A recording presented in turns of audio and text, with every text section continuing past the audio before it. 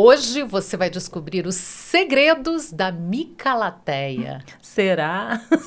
Será?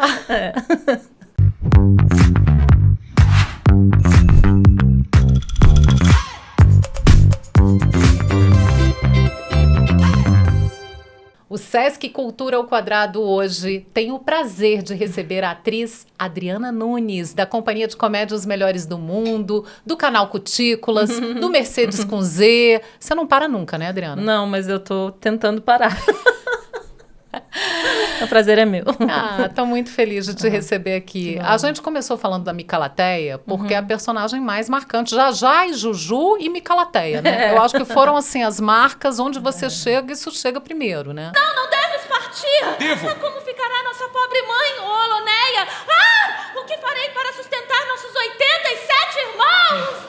É tipo viralizado antes da época de viralizar. Exatamente, exatamente. É. E como é que é essa sua relação com esses personagens que caíram na boca do povo? Eu acho muito interessante isso, porque é uma forma da gente ter um retorno, né, de carinho, assim, fora do teatro, né? Que a gente que é do teatro, a gente tem o público ali na hora do espetáculo. Quando esse personagem ultrapassa esse limite, é muito interessante. No caso da Micalateia, que é um personagem de teatro e que, de repente, a gente se viu sendo cumprimentado e tendo esse retorno de pessoas que, inclusive, não iam muito ao teatro, porque, de alguma forma, o teatro é elitista, né? Quando isso caiu nas redes, que as peças foram para a internet, foi muito interessante ver que as pessoas assistem e vão ao teatro depois, né? E no caso da Juju, eu acho que é o primeiro caso, assim, na televisão de empoderamento feminino, assim, sabe? Ela é do jeito que ela se assume daquele jeito, ela se adora e o marido ama daquele jeito. Ai, eu não mereço tanto. Então, o retorno foi muito de casais dizendo, eu sou a Juju, eu sou o Jajá, ele me chama disso aqui. Aí, isso foi muito legal ter visto, né? Então, quando você atinge esse lugar, que é o lugar né, que a gente trabalha com isso na comédia, a gente fala no coração, no que as pessoas estão vivendo no dia a dia, né? E é o que a gente faz desde lá de trás, é trabalhar com o cotidiano. Eu vi algumas entrevistas onde você fala que o Hermanoteu acabou ficando até maior do que Os Melhores do Mundo, mais conhecido. Sim. Aconteceu isso? Aconteceu. Tanto é que quando a gente vai para alguma cidade, hoje já são mais de 115 cidades no Brasil. Por onde vocês passaram? E algumas várias vezes, mas quando a gente vai para uma cidade, vai estrear numa cidade que o grupo ainda não foi, a gente vai com o Hermanoteu, porque ele é mais forte que o Melhores do Mundo.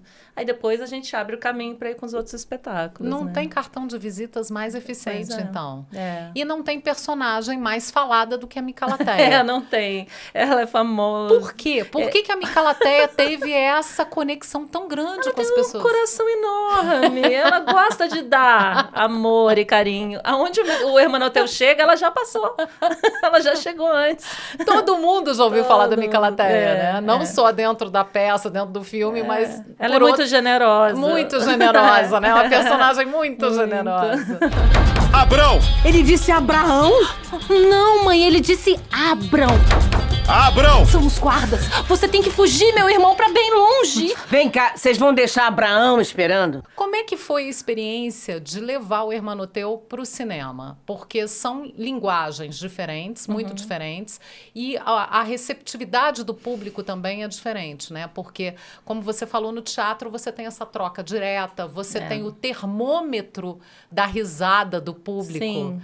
Do que está funcionando. Sim. E o cinema é um negócio que você grava e edita e depois vai para a telona e você não tem essa coisa direta. Pois é, a gente acaba fazendo muita coisa além do teatro. A gente já participou, todos nós, como atores de filmes, de programas de televisão e não sei o quê. E isso a gente sabe bem como uma coisa vai dar certo e não vai, porque a gente se diverte. Esse é o nosso termômetro. Primeiro, se a gente está se divertindo no palco, ali naquela cena do cinema, a gente sabe que que vai atingir o público por causa de anos de experiência, por causa da gente junto um com o outro, entendeu? Então, ali, quando a gente estava fazendo o filme, e a abertura do diretor, do Homero Oliveto, foi muito importante nesse caso. Porque, assim, às vezes estava filmando, estava lá, não sei o quê, a gente chegando... Não, peraí. Aí a gente tinha uma ideia, na hora. Ia lá, falava no ouvido de um do outro. Não, faz aquela... Fala não sei o quê, fala não sei o quê. E o diretor permitiu isso, porque a gente sabia que isso ia contar no filme, né? A gente acha que ainda... A gente não participa do processo inteiro como a gente faz no teatro. Tem coisas que a gente acha até que podiam estar mais na nossa linguagem, de tempo, de coisa, não sei o quê, mas aí a gente tem que respeitar também outras visões e a linguagem não é a que a gente domina. Então, também foi uma coisa interessante. A gente esperava um outro lançamento, por causa da pandemia. Sim. Então, esse retorno, e como é que foi isso? Como é que está sendo esse retorno? A gente está sentindo esse retorno, embora não seja tão assim, próximo.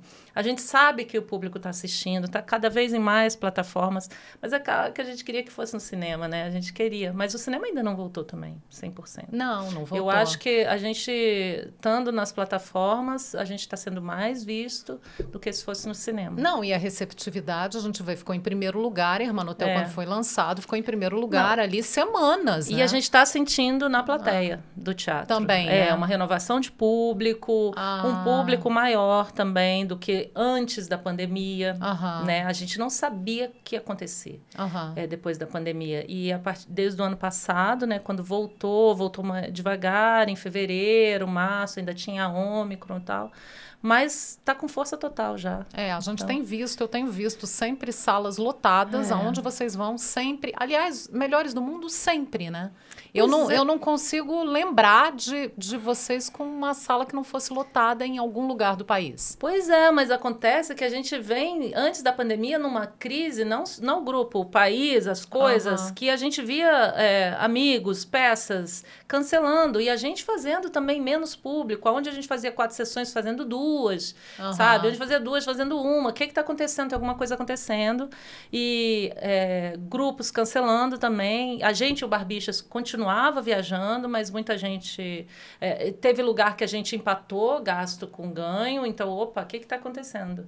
E já vinha uma coisa aí, depois ainda veio a pandemia, né? E então foi um período complicadíssimo. Foi complicado, né? E a gente se reinventou nessa história aí, não muito nas redes, e que a gente não tem tanta habilidade, mas é muito gratificante ver o teatro ali, o presencial voltar com força.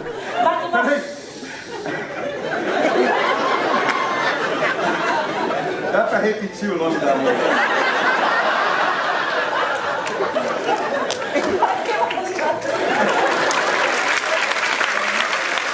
Você falou do grande desencontro, que é com os Barbichas. Esse grupo é um grupo de São Paulo, né? Os Barbichas. São.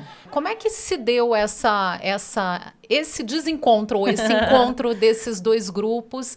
E você falou também dessa questão da renovação do público, porque os Barbichas têm um público mais jovem. Sim. E a gente viu nas apresentações dos dois grupos juntos um público realmente muito misturado. Sim, muito. De adolescente, criança até uma galera mais velha, que é a galera da época até da Culpa é da Mãe, que acompanha vocês desde sempre. Já vinha de uma admiração essa história, por eles serem, assim como a gente, nesse novo ambiente, que é muito o ambiente do stand-up, eles estarem se destacando muito como grupo de teatro, com improviso, com uma outra linguagem diferente. Não são espetáculos como a gente, mas também não é stand-up. Então, eles vinham como um grupo de teatro ali, fazendo as apresentações, e sempre teve essa admiração mútua, né? E em 2019, a gente fez um espetáculo junto em São Paulo. Um só, durante 3 dias, com outro grupo também, o Em Pé na Rede, que é um grupo formado por atores de Belém. Né? E fizemos, e foi muito bom ter feito no Procópio Ferreira, em São Paulo. E depois a gente ficou, e aí, vamos retomar esse projeto? Veio a pandemia, e ano passado a gente finalmente conseguiu colocar. Que é um projeto muito grande, assim, se você pensar, porque aí são 2 grupos quase do mesmo tamanho em termos de pessoas gente. viajando. É um ingresso que fica um pouco mais caro, entendeu? Mas o custo é alto, né? custo Para é você muito ter tanta alto. gente. E é isso que a gente vem falando antes na crise também. As pessoas foram perdendo um poder aquisitivo, as coisas foram ficando mais caras. Para a gente estava muito difícil viajar. Então, esse projeto com eles está dando muito certo também. O que poderia dar muito errado, não por nada, mas por divergência ali.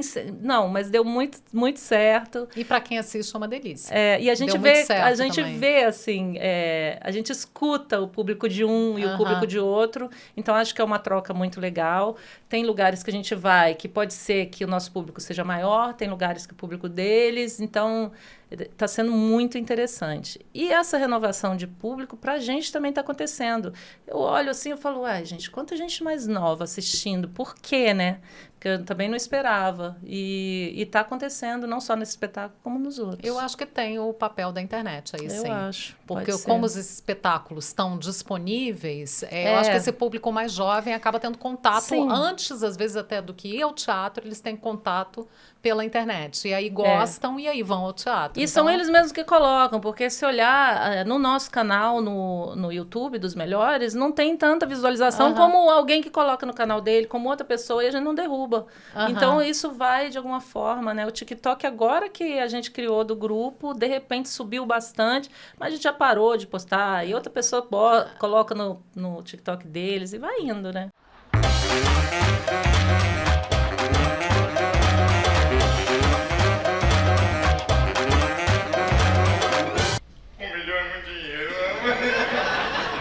Agora, eu vou te fazer a pergunta que você não quer responder. Você não responde mais. Não. Você é a única menina. E a única menina, a única mulher, a única representante feminina, não só nos melhores, mas nos barbichas também. Sim. Quando faz o grupo inteiro, que é um monte de gente, só tem você de mulher. Somos eu sei que 9. eu já vi você dar várias entrevistas nessa pergunta, Eu eu não respondo mais, porque todo mundo me faz essa pergunta. Dependendo do lugar, eu respondo assim, é muito legal, nós somos amigos. Não, é verdade, é um saco ser a única mulher, é muito chato.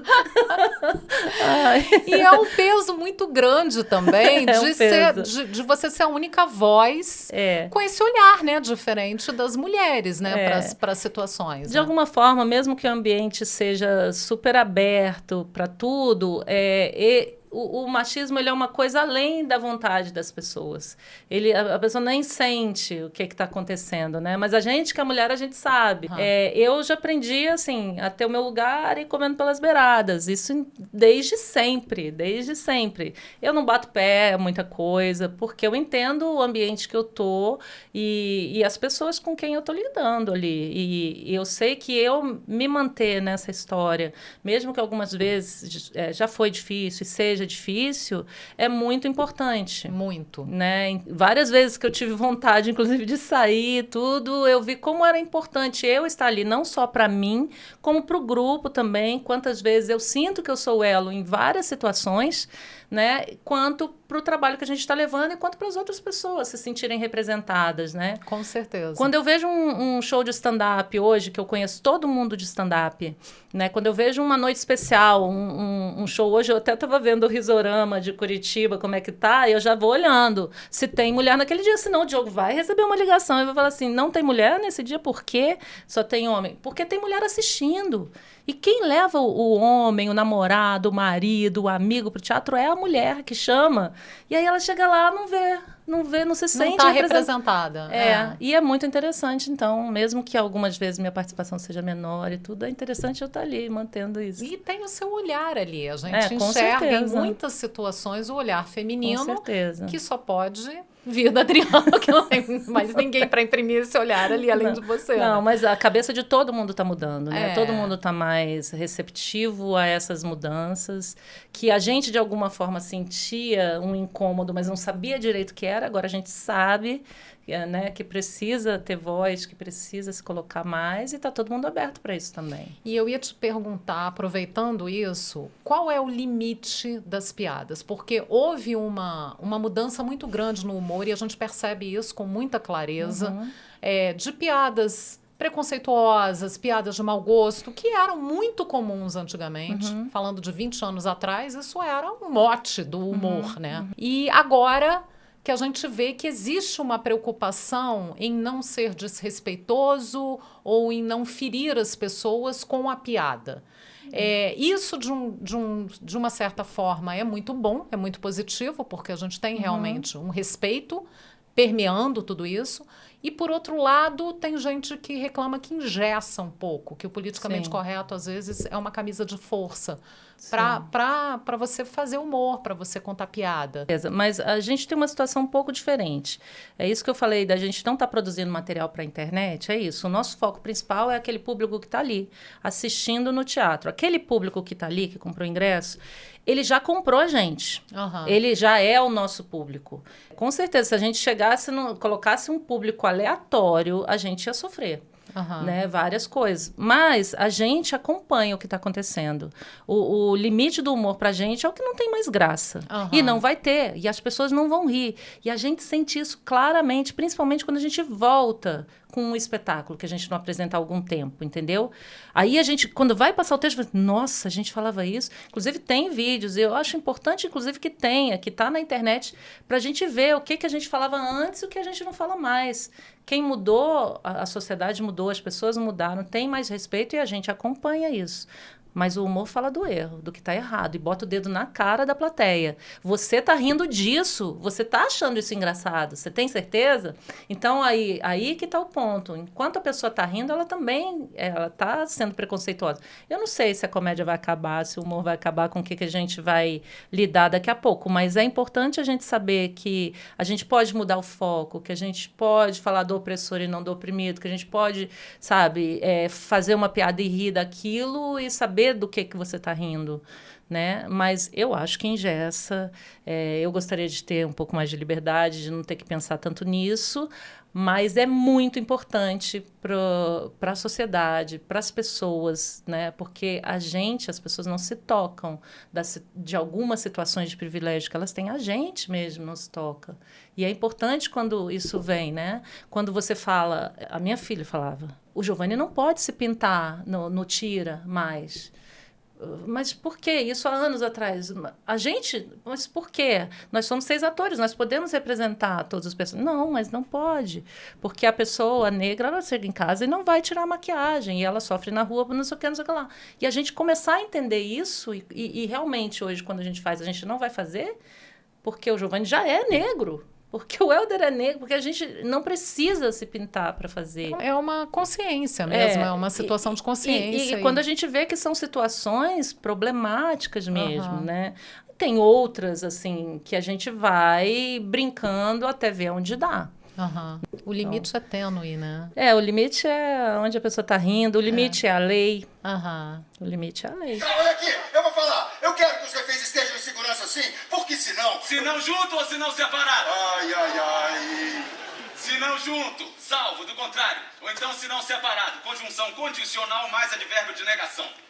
Agora, você falou desse negócio da lista do stand-up, né? Voltando para stand-up. Você falou o negócio da lista do stand-up, se você olha lá, não tem mulher, não tem você já... Oi, cadê? Isso. Você entrou no stand-up, você deu várias entrevistas no passado falando que stand-up, Deus me livre, pelo amor de Deus. E continuo falando. Mas agora você faz. Não, eu não estou fazendo. Eu fiz, eu experimentei, eu posso fazer, né? Mas o que aconteceu disso, porque é uma coisa muito interessante, porque esse meu lugar no stand-up quase não tem ninguém na minha idade, com as minhas questões falando, e é interessante essa representatividade, né? Mas, ao mesmo tempo, o que eu sinto do stand-up, eu acho incrível, eu assisto, eu adoro, eu assisto tantos do Brasil como consumo stand-up, porque o stand-up é uma observação do cotidiano ali no dia, na hora, e eu acho isso muito interessante. É como um desenhista, o stand-up, ele tá vendo uma coisa que todo mundo vê e tá dando uma opinião que você fala, caramba, como eu não pensei nisso. Então, eu acho muito interessante, mas eu não poder fazer todos os fins de semana, ou esse não ser o meu meio de vida, de trabalho, faz com que o meu stand-up perca muito. Então, eu fui vendo isso. Então, cada vez que eu vou fazer, se me chamam, se eu aceito, daqui 15 dias eu vou fazer, no dia eu passo mal, eu fico não sei o quê. Eu falo, não, eu tinha que estar fazendo para ele crescer, porque assim como as peças vieram, né? Eu admiro muito quem faz, de cara limpa, contando. Eu estou mesclando na palestra, eu estou fazendo um pouco do stand-up, um pouco de personagem, mas eu acho demais, eu adoro assistir. E acho que a linguagem ter tanto sucesso e estar sendo aceita tem a ver com esse imediatismo das coisas, de acontecer uma coisa, a pessoa já tem show na terça, já coloca na quarta, tá. Eu não acompanhar isso significa que eu não posso muito fazer. Então, eu senti essa diferença. Mas tem assuntos que você acha que são relevantes, que precisam estar no foco, que você acaba trazendo de outras maneiras também, né? Sim. Você tem um canal no YouTube que você reativou agora, ficou um tempinho parado, mas agora foi reativado, que é o canal Cutículos. Como é que é esse canal? Do que ele trata? Eu queria que você falasse um pouquinho. Pois é, esse canal veio justamente dessa minha necessidade de colocar as minhas coisas de mulher, na minha idade, de brincar com isso, né? E foi um canal que eu investi, eu e a Juliana, que a gente trabalhou o ano de 2019. E foi super bem, muitos inscritos, não sei o quê, e veio a pandemia. Ela no Rio, eu em Brasília, a gente teve que parar. E agora a gente falou, vamos recomeçar? Vamos. E estamos recomeçando, relançando algumas entrevistas. E aí eu já vou para o Rio agora em março para a gente começar a gravar. E a gente vai... Foram vários quadros dentro do canal, mas agora a gente vai focar numa questão, que é justamente o que está incomodando a gente como atriz, todas as atrizes e atores, que é o que está acontecendo com a internet. O que eu faço para conseguir meu lugar? Eu perdi um papel numa série porque eu não tinha tantos mil seguidores, é verdade? Que é um absurdo, no Instagram. Né? Quer dizer, então, o critério é esse? Então, a gente vai conversar sobre isso com as pessoas. O que eu faço? Mas assim, com humor, né? O que eu faço para ficar famosa? Então, eu preciso ficar famosa, eu preciso fazer o quê? Essa dancinha do TikTok. Então, a gente vai conversar com algumas pessoas. Isso é sensacional. Abordar isso é abordar sensacional. Esse assunto e necessário. Assim, mais necessário do que nunca. Oi, eu sou a Adriana, essa aqui é a Juliana, e eu convenci ela a fazer um canal feminino de humor pro YouTube. Mais ou menos, convenceu ainda não. Ela não tem o dedo mindinho do pé direito. Mentira, que é isso? Por quê? O que foi? Deu ladrão? Cadê nosso espaço? Peraí, mas eu tenho 53 anos, quem é que consome eu? Essa pessoa que consome eu, e são as pessoas que consomem, que têm dinheiro e talvez, e que querem... Mas cadê o material para essas pessoas? Não tá em lugar nenhum. Mas como chegar nessas pessoas? Então, assim, a gente está tentando entender essa questão toda aí. Muito bacana. Até porque a internet é isso que você falou, assim. O conteúdo que se oferece, às vezes, é um conteúdo que, para determinada faixa da população, não... Você não quer ver dancinha. Então, aí você tem um limbo aí que talvez vocês consigam ficar famosas e ganhar muitos seguidores. Pois é, eu tô tentando entender, porque assim, hoje, e não é só isso, você como comediante, hoje todo mundo faz humor. Então, quando você pensa numa piada, alguém já colocou lá na internet que a pessoa nem é ator, nem é comediante, nem nada. E aquilo vai bombar mais do que tudo, e ele vai ter um contrato. Eu tenho umas amigas que vivem de permuta. Não pagam mais nada. Então, assim, que mundo é esse? E que talvez eu quisesse fazer teatro só. E se eu não postar, e se eu não sei o quê, isso aqui eu não quero. Eu não dou conta, eu não quero. Eu não quero, olha aqui, gente, eu tô não sei aonde, eu não quero. Mas eu quero entender. O que tá acontecendo, né? Sensacional. Acho sensacional. Acho um tema, eu vou consumir. Eu com certeza absoluta vou consumir esse conteúdo. Porque é uma coisa de agora, né? A gente tá falando tanto de inteligência artificial e tanto de rede social. E essa coisa das celebridades que não tem muito que... São celebridades por quê? O que elas estão trazendo para você de volta, né? É um negócio meio... E a Globo quer colocar a menina ex-BBB para um papel de ex-BBB, não sei o quê, mas ela não tem DRT. E aí, o sindicato briga ali, e aí precisa ter, não precisa. No nosso grupo, só eu e o Giovanni temos, assim, não, todo mundo tem DRT, mas somos formados, né? O que a pessoa faz para conseguir um registro de ator? Como que a gente faz para trabalhar? Então, a gente vai trabalhar isso, assim, Juliana, vamos fazer uma peça? Vamos. Mas e o público? Como é que vai? O público não vai no teatro, ele quer... Então, peraí, o que a gente faz para uma peça dar Talvez certo? seja o mesmo caminho dos melhores. Muita gente começa a consumir primeiro na internet e depois vai para o teatro por causa do que viu na internet. Pois é complicado. Falando dessas mudanças todas que a gente teve na sociedade, na questão do humor, na questão das redes sociais, tudo isso, uma coisa que me chama muito atenção é o Mercedes com Z, que é uma peça que você é a protagonista, que eu já assisti, acho que umas 4 ou 5 vezes em lugares diferentes, e que foi uma peça que mudou radicalmente. O enredo Sim. da peça mudou, a história da peça, mudou. o desfecho da peça mudou. Eu queria que você falasse um pouco da Mercedes com Z, o que ela era e o que ela virou. Ela dá essa risadinha.